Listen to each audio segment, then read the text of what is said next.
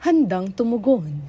Ito ang ipinamalas ng mga tauhan ng Baguio City Police Office, Police Station 7, nang agad nilang tulungan ang isang batang nakaranas ng seizure sa Malcolm Square, Baguio City.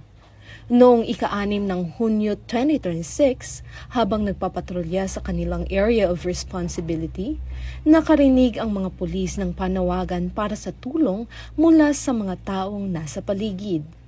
Agad nilang nilapitan ang bata at tinasa ang kalagayan nito habang nakikipag-ugnayan sa emergency medical services upang matiyak na mabigyan ito ng kaukulang medical na atensyon.